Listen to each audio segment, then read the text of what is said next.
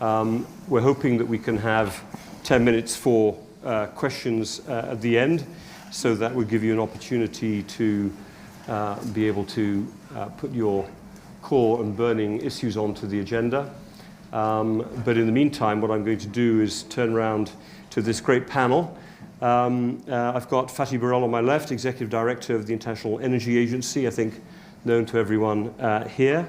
Meghan O'Sullivan, who's Director of the Belfer Center for Science and International Affairs at Harvard University, brings extensive experience as well in US government on energy policy. Majid Jafar, the Chief Executive Officer of Crescent Petroleum, which is UAE-based energy company, but now the largest producer, at least, from the Iraqi region, from the north right down to the border. So somebody who brings great knowledge on the Middle East as well to this panel. Mike Henry, Chief Executive Officer of BHP, world's largest miner by market value, and somebody who's going to bring that other dimension into this energy security conversation with his deep knowledge of minerals and the global mega trends that these are connected with. And then we've got Andrés Gluski, Chief Executive Officer of AES in the US, the largest US-based power company. Has a very diverse generation fleet, really from LNG, renewables, hydro, energy storage, and coal. So again, somebody bringing another perspective into the energy security dimension. How do we make sure that we can get that energy to homes, to people, and to businesses? So welcome all to this panel. Fantastic to have you with us. I'm going to start off with you.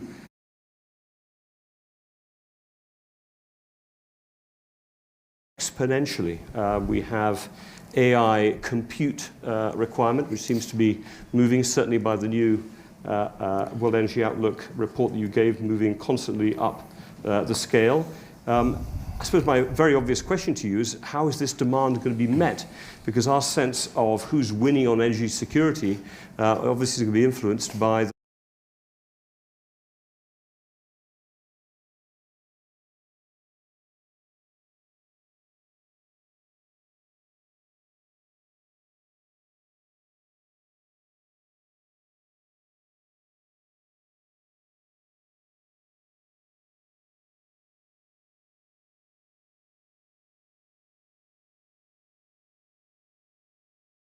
at the past. I mean, think about two big energy insecurity crises. 1970s, the oil crisis. Yes, the oil prices went up, and most of the countries in the world suffer high prices, inflation, and so on. But at that time, 70s, the share of oil in the total energy was more than 50%, and today it is less than 30%. People switch from oil, where they can switch to other sources. So there is a reaction to that. Russia's invasion of Ukraine, yes, Europe suffered a lot as a consumer, as a client, but Russia does suffer as well, because they lost the biggest client ever.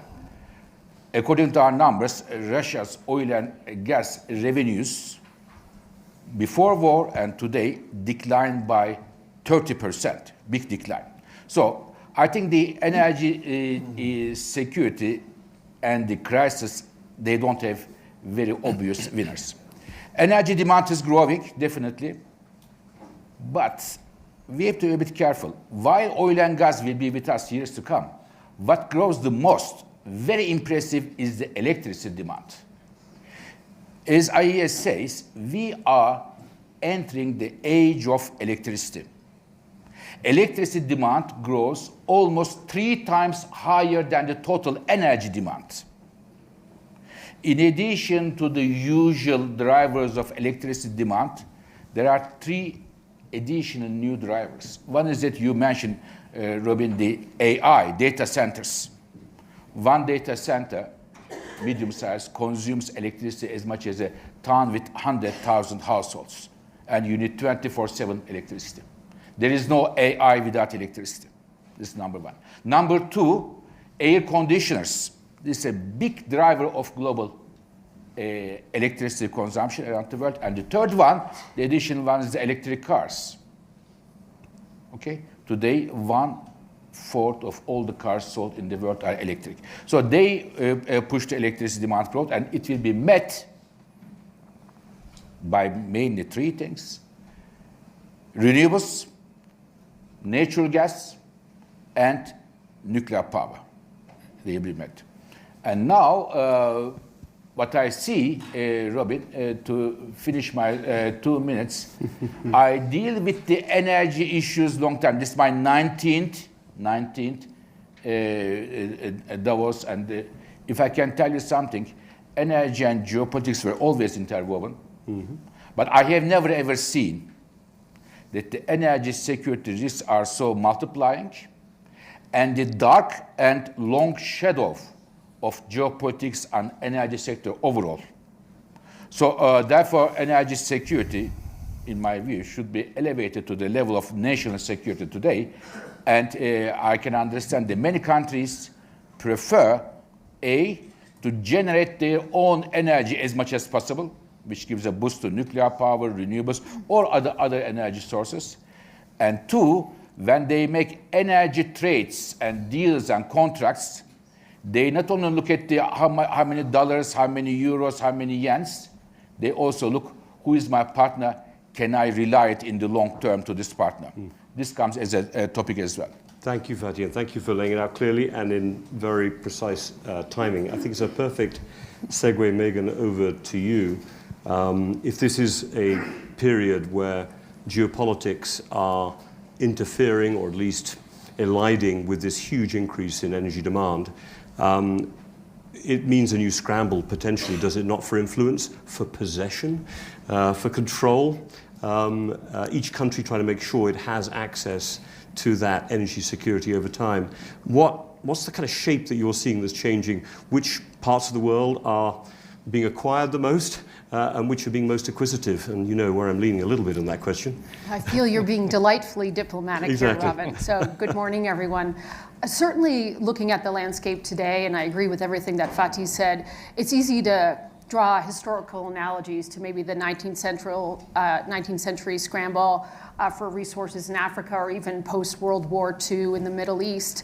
And I would say there's no question that the intensified geopolitical competition between great powers is playing out in more competition for energy resources, particularly as the energy system becomes more complex. I mean, obviously, I think many of us have Venezuela on our mind.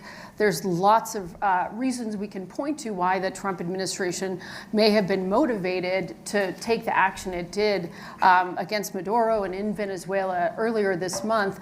But at least one of them certainly points not just to oil and a desire to control oil, whatever that means specifically, but a desire to control who develops Venezuela's oil. So a real perception that Venezuela's oil trajectory and who controls that or develops it is part and parcel part of dominating the Western Hemisphere. So there's a desire not just for physical control, but a desire to ensure that others don't control resources.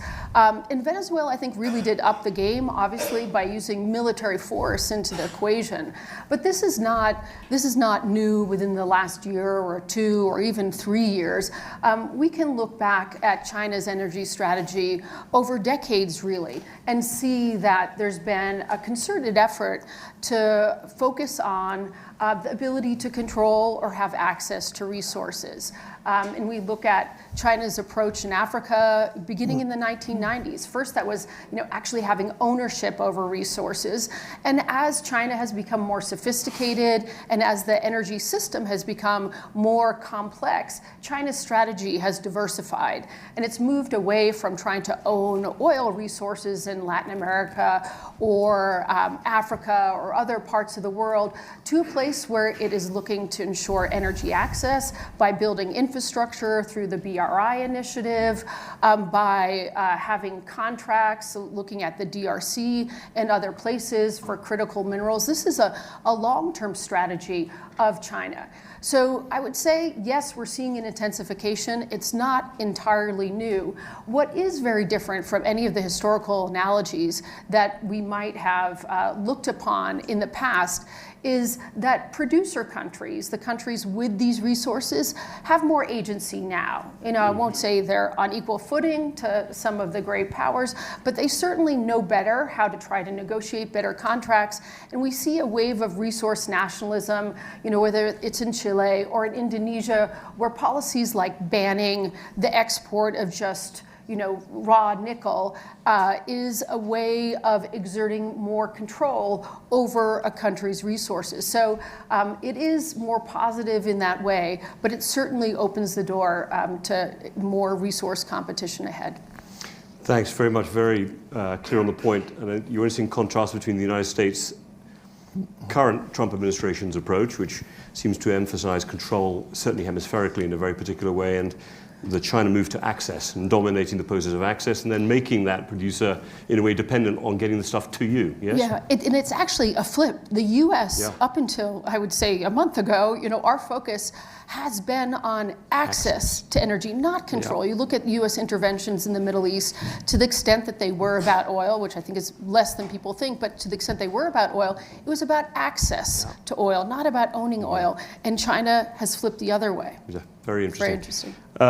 Majid, let me come to you. I mean, I think I've got to ask you the big question. How do you think these geopolitics are affecting the Middle East's role as a central hub of global oil and gas production?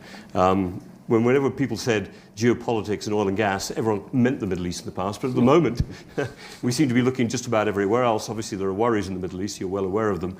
But just can you connect today's geopolitics and how it's changed with the position of the Middle East? Yeah, so I think that geopolitical instability reinforces, if anything, our region, the Middle East's role as a supplier that has scale and affordability and the availability and, of course, some of the lowest carbon reserves and, of course, the geographical location. And in this US-China global friction, the Middle East is managing to remain on good terms with both sides. As far as the US role, or at least what we've seen as a private sector player in the Middle East now over 50 years, I was wondering, does America first mean America only? Is it just going to be pushing US LNG exports and focusing on domestic energy? That's not what we've seen, actually. We've seen incredible engagement and a global messaging on the importance of all forms of energy, including renewables, but natural gas in particular, which is an area that we very much focus on now. 80% of our production is natural gas. To give an example, one project that we've just completed in the Kurdistan region north of Iraq, which received US Development Finance Corporation support, is achieving 24/7 electricity there, so enhancing stability, political and socio-economic, and big carbon emissions savings as well. So whether it was through the Trump administration, Biden administration, now through the Trump administration, and enhancing Iraq's energy independence, it was all aligned. So that's been very good to see from our point of view. On the point of AI, and I think this is interesting also for our region, in the past, diversification was about moving away from energy, trying to find other sectors, and with mixed results, or some might say poor results across the region as a whole. Now suddenly there's a diversification that's based on energy, because AI needs energy in huge amounts. I mean, looking at people don't appreciate the extent to which it does. You look at your ChatGPT on your phone, every search there is 10 times what a Google search used to be. You make a 1-minute video, it's about an hour's use of electricity for an average Western household, which is 10 times or more of an average African household or Indian household. And then you take a data center and it uses more electricity than a fairly large town. And then you multiply that by millions of servers and billions of people, and it's going to be staggering. So a region like the Middle East that has the energy resources, that has the capital, and I would say the leadership impetus and the agile policy making. There's a real push in this space. And I think that bodes very well for competitiveness in this space and the nexus between AI and energy going forward. So in a way, if the Middle East can keep a lid on some of the security risks that continue to affect it, actually the upside in this geopolitical environment are quite extensive, would be my takeaway from your remarks. Mike, let me come to you. I mean, we've got as I said, the CEO of the world's largest miner by market value up on here, because you are right at the nexus both of a huge amount of demand, but also producing a lot of the minerals that have been required for the renewable energy transition in particular. So I'm particularly interested to hear, how do you think of energy security and how it's changing? Meghan mentioned something about export controls being imposed on various types of minerals and commodities that are put out there. The whole definition of energy security is shifting as well. How do you see this? So it's an interesting place to be as a miner. If I go back 10 years, not that many people wanted to talk to miners. Yeah, exactly. Where all of a sudden the focus on critical minerals has exploded. You see policymakers in all the major capitals focused on it. Markets have become disrupted through export controls, tariffs, and other mechanisms. But overall, I think it's a positive for mining. This is something we've been championing, of course, for decades. None of this happens without the input of metals and minerals. And there's kind of a new kid on the block when it comes to energy commodities, and it's copper. Fatih made the point that electricity demand is going at 3 times the growth rate of primary energy, and that is super copper intensive. You need it for the wires. Copper data centers very copper intensive. Renewable energy is copper intensive. So we're expecting a near doubling, about 70% increase in copper demand over the next 25 years. But that happens against the backdrop of where it's becoming harder and harder to find new copper deposits. And the ones that are being found are lower grade, deeper, more technically challenging. They have more surface risks. And so there's a real conundrum out there as to how this demand is going to be met. It'll be met, but policymakers, private or capital markets and private companies need to be working together to ensure it's done in as seamless a fashion as possible. And that requires policy reform. It requires a real focus on the part of capital markets on the economic opportunity at hand, and it requires companies to be operating in a way that makes them welcome in some of these countries. And I might disagree with Fatih on one point around who's winning in this world of increased focus on energy security, and I'd say it's South America possibly, or on the cusp of it, because it's a copper-rich region. And with increased focus on the importance of copper to ongoing economic growth, to the energy transition, to the digital transformation, I think there's an opportunity there for them. Now, how does it impact the companies specifically like BHP? We need more energy to drive our operations, and that can be electrification of our trucks, our locomotives. That's very energy intensive, and we're trying to do that through deployment of large amounts of renewables. In our iron ore business alone, to electrify that business is going to require 5 times as much electricity as we use today, so this is no small task. We need more reliable, low-cost energy to power the smelters that are required to smelt things like copper. And then finally, of course, we focus on what the big trends are in terms of energy demand, and then we read through from that to what that means for metals and minerals, because that then drives our thinking around the portfolio and some of our big investments. Fantastic, and it is good to have the mining voice on these kinds of panels. I remember before, the mining companies kind of hid behind the oil and gas companies and let them take the flak, but thank you for stepping up and being at the front of it. And maybe that could be said even more, Andrés, for you and for the energy sort of generating world. In a way, power production was something a little bit hidden behind the scenes, but really the kind of surges of electricity demand that we've seen these recent years have really put your sector right front and center of definitions of energy security. Quite often national, but sometimes also cutting across borders as well. So I suppose my question to you is, how does a company like AES and how does your sector think about energy security? How are you delivering it? What's the kind of mix between grid, input, storage? Just tell us how you're thinking about energy security. Okay, well, first a clarification. We're not the biggest energy company in the States. We're the biggest seller of renewable energy to corporations in the world. We're also the inventors of lithium-ion batteries for grid stability. So Mike is one of our big customers in Chile, and we had a very successful many years of greening the Chilean copper mining, but also the Chilean grid as well. So thinking about energy security, I'll complicate it a little bit because I think there's not like one answer fits all. And they're very different circumstances in different countries. US is one particular case. Other countries are very different. We're seeing somewhat of a divergence because there's, for example, in renewables, you're having access to very cheap Chinese equipment outside the States. So for example, it's very difficult to compete today with solar plus batteries in most of the world, most of the developing world. Whereas in the States, you have a greater reliance, for example, on natural gas. So I think that there's too much sort of a politicization rather than a technical talk. I also think that when we're addressing this issue, we have to think about technologies. So I think a lot of the problems when people say there's not enough, say, transmission to go, is thinking about using the transmission as we use it today. So here we're installing these massive data centers, and we're operating the grid basically like the 1950s. So things like, for example, dynamic line rating can really free up a lot. Using batteries. So batteries are turning out to be like a hammer. You can use batteries to use the transmission lines at their real capacity.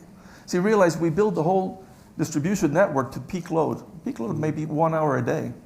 So you have excess capacity. But the problem is, how do you get that? Well, by using batteries, you can transmit electricity on off-peak hours. And this saves you a lot of time. Now, there's a problem with the business models. Transmission companies make more by investing more. So there are a lot of technical solutions today, using the existing infrastructure smarter, which will help. Then when we think about AI, in the States, it's an enormous demand. Outside the States, it's not as a huge factor. And the fact is, in the States, we're not used to growing. In the States, we're growing 3 to 5% because of data centers. In part, it's not only data center. We operate in Vietnam, which traditionally grows at 10% a year. Wow. Or if you think of China. So it's the problem in the States. So I think, yes, in the States, we have to really use every electron we want. It's not only a question of how many megawatt hours you can produce. It's when you can produce them. It's a problem of dispatchable energy. It's a question really of having the capacity. And there are problems there because if you want to build a new gas plant today, it's going to take us 5 to 7 years. So, that's a problem. So what I see is the problem of time. I think Fatih mentioned really indirectly elasticity. So you have short-term elasticity where you can't do many things, but you have a lot greater elasticity in the long run. So I also agree with Mike, we're not going to run out of things because people will adapt. That's one thing we've seen. You substitute, cobalt became expensive in the batteries. Well, you substitute it, for manganese, So we get a lot of things. And the last thing I think that's very interesting is AI is part of the problem, but it's also part of the solution. We can operate the grids much more intelligently. When you talk about electric vehicles, those are really mobile batteries. But what you need is the intelligence to charge them up at the right time and discharge them. And then there's a problem of the business model. How do you make it really work optimally? So I think the technology is there. I find that a lot of the thinking is politicizing. It's like, either 100% renewables or you're against renewables. This makes no sense whatsoever. With today's technology, you have to combine the two. In the future, we can delay it. And the other thing, there's a lot of noise sometimes on Wall Street, especially like, say, nuclear. I'm a great believer in SMRs, small modular reactors. But I think it's going to be a decade at least before we have them. And so, you have to think about the whole supply chain. Who's going to build them? Yeah. Where are we going to build dozens of nuclear reactors in the States? Yeah. Where are the factories? Where are the people who are going to build these? Where are the people who are going to operate them? So I find that there's a lack of talk about the supply chain. So overall, I don't think this is a zero-sum game. The title of this talk is a little bit, who's winning implies somebody's losing. I actually think the more secure a region is on its energy will free up resources for other regions. Yeah. So I think it's, who's doing better, perhaps. Thank you very much. Thanks for those points. And you're right, I should have mentioned the largest US-based global power company, rather than the other way around. But very interesting the way you were therefore able to compare the different experience of the United States and some of the other markets that you operate in. Fatih, let me come back to you and just remind everyone, I'm going to try in about 10 minutes come to the audience for a few questions. So moving quickly through this great panel here. Energy security is often associated with high prices. In other words, the worry is if the price is too high, we're not going to be able to get access to the energy. And yet the weird thing is with all of this increasing demand we've discussed so far, the price of oil and gas at least seems to be relatively low. Please explain the conundrum. Perfect. Before that, just two small remarks. We talk about, at least I talk too much about the numbers, but there is one number I would all of us to understand the age of electricity. Even with the current pace of electricity demand globally, in the next 10 years, we need to add about 10,000 terawatt hours, which is equal to 1 US, 1 Europe, Japan and Canada today put together. It's huge, even with the current pace. This is the age of electricity and how we are going to meet this. This is number one I want to mention. Number two, mining is very important, yes. But when we come to the critical minerals story, as much as it is important, maybe more important is the refining and processing. We should talk about this. This is the, today, one country in the world accounts 3/4 of the global refining capacity of the critical minerals. So this is key issue. Mining is important, with all respect to Mike and others, but this is the refining and processing, which is a very cumbersome story, dirty story, capital-intensive story. Dirty meaning the dirty water and all of these things. So this is, I want to put this together, critical minerals, not only mining, but also refining. Now coming back to questions. Now, I am sorry to tell you, but International Energy Agency was perfectly right how we see the oil, gas, and copper markets. Last year, I said three things here. Oil markets, oil demand is slowing down, and the loss of supply is coming from American quintet, US, Canada, Brazil, Guyana, and Argentina. Therefore, oil prices will go down. And some people said, IEA saying because climate change, net zero, this zero, rubbish. Oil prices are 20% down compared to last year. We are perfectly on. Second, natural gas. And this is happening, as you said, Robin, in a world, we have Iran, Venezuela, Palestine, many other issues. Second, natural gas. Colleagues, a lot of gas is coming to the markets. We shouldn't forget this. LNG from United States, from Qatar, from Australia, from Canada. This year, 50 BCM. Next year, 80 BCM coming additional to the markets. What is 80 BCM? 80 BCM next year, just additional growth, is equal to more or less the Japan imports of gas. Just 1 year. They said gas prices will come down. They come down. And the last one, copper. I said in a big meeting with the lots of presidents, I said copper prices will go up because of the, when you look at the demand, age of electricity, electricity means copper, plus the investments are not keeping pace. And I remember the president of Peru, she came and kissed me. I hope you are right, she said. And today, copper prices are 45% higher than last year. Again, we were spot on. And I told this to Mike as well. I mean, we make reports, Mike makes money, so this is the difference. So we were perfectly right on all these three topics, and the reason is, Robin, lots of supply is coming. It will not be forever, but at least 3-4 years, we may well see downward pressure on the oil and gas prices because of the huge amount of supply coming from United States, first of all, but some other countries. So you were able to say you were right on last year. You've just made, I think, a prediction for next year. So yes. We'll be able to test you on that one at the next Davos. With pleasure. You heard it here. Meghan, let me come to you, because I think an interesting point on this. We have a US administration that's talked very proudly of wanting to pursue energy dominance. But I think I understand that. Maybe you could explain a little bit what you think the administration means by dominance, because obviously that makes everyone else feel rather insecure on the energy side. And yet prices, weirdly, do you think the president wants low prices? But low prices mean then companies may not invest as much. I mean, many people are a little confused, or I'm confused. Well, I'm confused on the same point as Okay, so good. But let me say a couple of things about what energy dominance means. And of course, this phrase and this approach has been consistent from the first Trump administration to the second Trump administration. But I think there's actually some very critical differences that we see evolving in the second administration around the same concept of energy dominance. In the first administration, it ended up being probably more rhetoric than action. There was a very domestic focus, and a focus not exclusively, but primarily on fossil fuels. And the idea is just to build up America's capacity to be a producer and an exporter of fossil fuels, to expedite infrastructure, these types of things.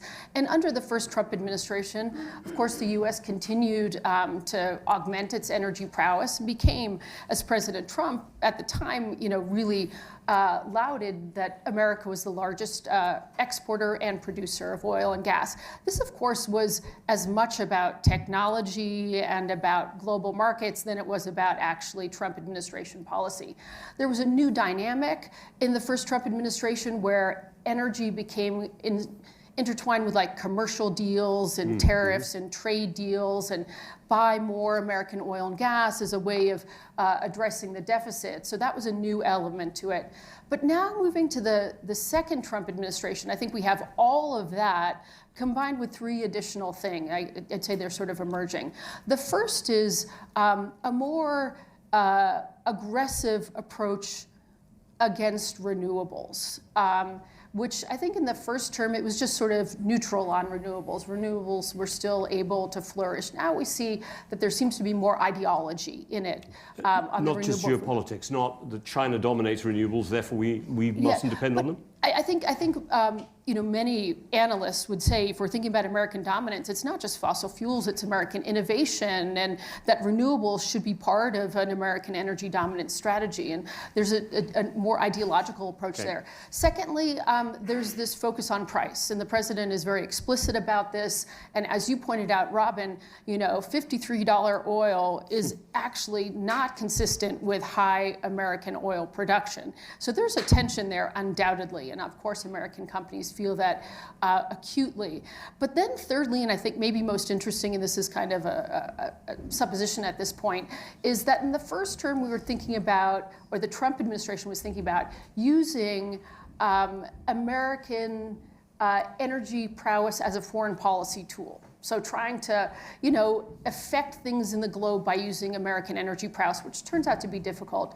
Now it looks as if the Trump administration is thinking about using American foreign policy tools, which include diplomacy, but also military force, to enhance its energy prowess, to enhance its control or influence over global energy markets. And I think that will have some significant long-term implications. Just, Fatih mentioned the American quintet and all the investment that was made in the Western Hemisphere. If we have a different approach by the Trump administration, by America in the Western Hemisphere towards resources where foreign policy tools like military force are used to secure ownership. Yep. This is going to, I think, quell investment rather than enhance it. Interesting, very interesting point. I've got to keep moving around because otherwise I'd love to come back on some of these points. We have time. Majid, let me bring you in here as well. I've got two questions. I think I'm going to focus on one in particular, which is the diversification taking place in the Middle East of its economy, trying to move towards, not being just the energy producers, but obviously being also key players in this AI transition. Now, is that making, the Middle East are potentially a winner in energy security? Are they knitting themselves into global markets? Are people going to be dependent on the Middle East in a new way through its capacity to be a key player in the AI revolution, be able to mix up its domestic capability? What do you think? So as I said, I think it's playing to its strengths as a region because of the availability of the capital and the energy, but it's very much doing it through partnerships, not through the competition. And those partnerships are really going in all directions, a lot with the United States, with big tech, including with the US government on policy, but also with Asian companies. So I think it's going in all directions in that sense. Can they square the China-US dynamic? Because the Middle East is certainly playing both sides of that coin. There are. I mean, it doesn't see it as playing at both sides. It sees it as doing what's in its own interest, which is having good relations with both. Okay. There are obviously pressures that come this way and that way, but overall, I would say yes, they are able. I mean, ultimately, energy security is about resilience. It's about resilience of fuels as well as resilience of grids. Resilience to geopolitical shocks and market-driven shocks. And that resilience needs to come from responsible investment that's not ideological. And I think unfortunately, we have seen that. 5 years ago, investment in oil and gas was down by 40%. And there was this view of the world that if we starve the supply, while the demand continues to grow, that we're going to solve climate change and the world will be fine. We ended up losing on all three elements of the so-called trilemma: the availability, affordability, and the sustainability. And that is the priority order, by the way, for consumers and especially voters, rightly or wrongly, because it's the order of urgency. If you lose power today, it's a serious crisis. If you have a big bill at the end of the month, that's something else. If it's 1 degree higher temperature for the planet by 2100, that's again a different set of priorities. We ended up failing on all of them because developing countries who don't all have LNG import facilities burnt more coal. So emissions were going up and we had price shocks, supply shocks. Yes, we all remember the winter of 22 in Europe, but actually only last month in Europe we had a 10% jump in gas prices. So that volatility is still there. So this new outlook on responsible investment across all the forms of energy is, I think, what's really important if we're going to achieve that resilience. And sticking with resilience, Mike, back to you. How do you see supply chain resilience from the mining company standpoint? Fatih brought up the very important point that it's one thing having access to the minerals, another thing processing them. I have no idea where BHP is on that particular journey or how you tie it into your market strategies. So supply chain resilience, obviously increasingly in focus, starts with being able to get more resources out of the ground more quickly, and that's no easy task in this world of heightened community concern, bigger regulatory burden in many jurisdictions. But a number of governments, you see this in the US, you see it in Canada, Australia, Argentina, and elsewhere, are really focused on streamlining that regulation, which should make that easier. You then have processing. Fatih's absolutely right. It's, you can get ore out of the ground, but you have to be able to smelt it and refine it to turn it into a useful metal. And in today's world, there's an increasing focus on how you go about developing more smelters and refineries closer to end markets. But that requires low-cost energy, requires availability of energy, and it requires people willing to invest in something that in our sector tends to be a lower returning part of the value chain. And that's one of the key reasons things have migrated to China, is because they have had low-cost energy and they've had people willing to invest in these things. But you're seeing growing focus on that and on the part of other governments as well. Got it. Andrés, last question to you on this front. You talked a lot about storage as a key dimension of security. Could you just say something a little bit more about that, and then I'm going to open up and get just literally 2 or 3 questions, and they'll give you all a last word. Well, when we started lithium-ion batteries for grid stability 15 years ago with the first sort of commercial application, we've really seen prices drop by 80% plus. So now it's like a hammer. You could use it for many things. So you talk about data centers. Well, actually, inside the data center, you have a lot of spikes. So you can put batteries inside to make the data centers better. You put them outside, to manage their needs to interconnection for the grid. So I guess my message here is that we have to apply more intelligence, because, if you could shave like 1% of data center demand on peak hours in the States, it's extraordinarily valuable. We have the technology to do it. The question is, do we have the business models that make that possible?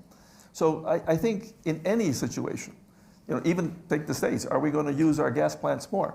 Well, you put batteries on them so you can run them technically efficiently. So I think it's a key technology. I also think that the battery composition has been changing. We're going to get better. We're going to go solid state batteries, and that's going to be a dramatic change. So the way I see it, something like AI that we've talked about is a problem. It's also part of the solution. It will help us come up with better chemistries. It will help us manage the grids better. And to leave a sort of provocative thought, I think that in the initial phases, AI may actually increase the productivity of some of the developing countries more, because what is it? It's like human capital. So just think of in these countries where you don't have many engineers, you don't have many doctors, having access to that, the marginal improvement for them could be dramatic. So what I see is that we need to really make it easy to apply these new technologies and not just try to win yesterday's war. Thank you very much. Right, we've got literally 5 minutes. So I'm going to take, literally, sorry, the first 3 hands I saw go up, you've got 30 seconds each. Yeah, Jane, you're in the front row, and then the 2 people behind. So whichever order, doesn't matter. 1, 2, 3. No, there's a microphone. You're going to be last. Go ahead. Start there. Okay, thank you very much. You have the last word. Go ahead. I represent 50 million industrial workers, mining workers, and energy workers. My question is, there's little debate on how the workers are going to win on the transition, especially for Henry, but also for the rest of you. How can we make workers part of the winning culture of the transition? Thank you very much. That question. Pass in front of you, gentleman there. One more. Jason Bordoff, I lead the Center on Global Energy Policy at Columbia University. Probably for Fatih or Meghan, how the basics of how we define energy security today. The IEA was created in the wake of the 1970s oil crises with the idea that more interconnection and cooperation helped with energy security. An interconnected global oil market could efficiently allocate supply, or a more interconnected LNG market. Countries today seem to want self-sufficiency. If you're the US and you're the biggest oil and gas producer in the world, what are we buying all this clean tech from China for? If you're in China, you want coal and renewables and EVs. So it's disconnection, independence, and self-sufficiency that people seem to think gives them energy security, and I'm curious if you agree with that. Thank you. Jane Harmon, former member of US Congress. Nuclear was barely mentioned. Why aren't small nuclear reactors a game changer for the entire world? Is the problem technology, or is the problem politics? Okay, and I think we had a couple of mentions of it, but it'd be great. Now, let me come back in reverse order. Quick answer to the questions. You may want to bring in there, Andrés, the point on SMRs as well, because you had that before. Like the and then question, at the end, who's winning? Okay. I like the question about the labor force. I think a lot of these new technologies make labor better. We've invented a robot, AI-enabled robot, to build solar farms. But we did it in conjunction with the union. Because lifting 65-pound solar panels in the Mojave Desert in 120 degrees is a rough job. You can only work 1 shift. You can work 3 shifts if you're supervising a machine. So I think that's key, is bringing in, and we've shut down a significant number of coal plants. We've retrained all the workers who wanted a new job. Just quickly on the second one, the nuclear.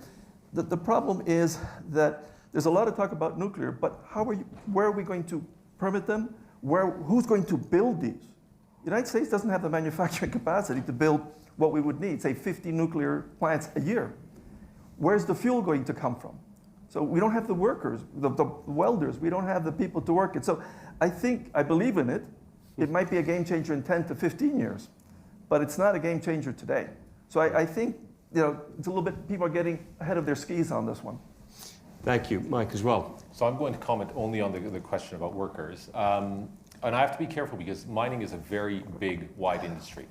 And in the face of supply shortages, higher prices, you see a lot more artisanal mining, illegal mining, and in those cases, workers are exposed to real risks.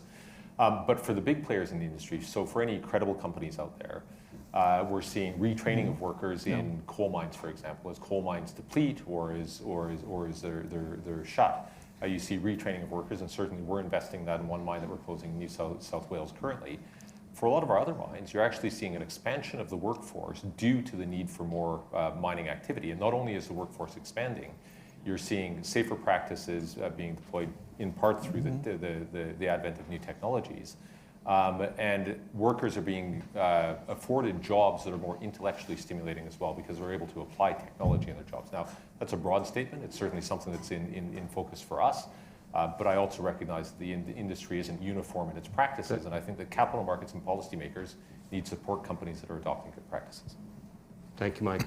Majid, any last comment? And if you don't need to answer any of the questions, but if not, you'll have to answer one of the questions. Who's winning on energy security? Go for it. I think the Middle East and the United States. I like a nice clean answer. Middle East and US. We're in 44 seconds. Meghan, you may want to take a little bit of Jason's question along with Fatih, but you also have to join Majid in answering the difficult question of who's winning. Okay, so on Jason's question about the drive for self-sufficiency is interesting because it's a reaction to the increased focus on energy security, but as your question suggests, it doesn't relieve countries of having to worry about energy security. It transforms what they need to worry about because it is generally going to manifest itself in more electrification, and that of course means a lot of focus on critical minerals, copper, and the other things that we've been talking about. So it's a morphing of the concept and of the concerns rather than eradication of it. Quick question, answer to your question: U.S. winning in the short term, China winning in the long term. Okay, that's a neat answer. Fatih, last word to you. A little bit on Jason's question, and then you don't get to dodge the difficult one. No. I said I have only minus 1 minute left. Yeah, so exactly. I can tell you, energy security said, I have 3 golden rules. 1, diversification.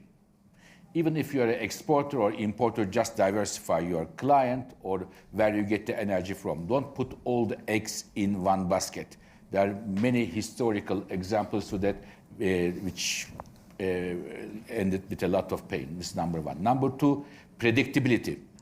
Energy investments are capital-intensive investments. You need predictability. Stop and go is the killer for the energy investment. Energy investors are like butterflies. They fly away when they see the not predictability. Third one, and the last one, cooperation and partnership. Choose your partner right, especially in energy. If you choose the wrong partner, it is very difficult in energy to get divorced. It is not so easy. So therefore, for me, diversification, predictability, and the cooperation with the right partners are key for energy security, and the countries who make these right decisions are the winners. That will do, and I don't need to push you as head of the IEA anymore on that last question. So can you please join me in thanking a great panel, great way to kick off the Starbucks. Thank you.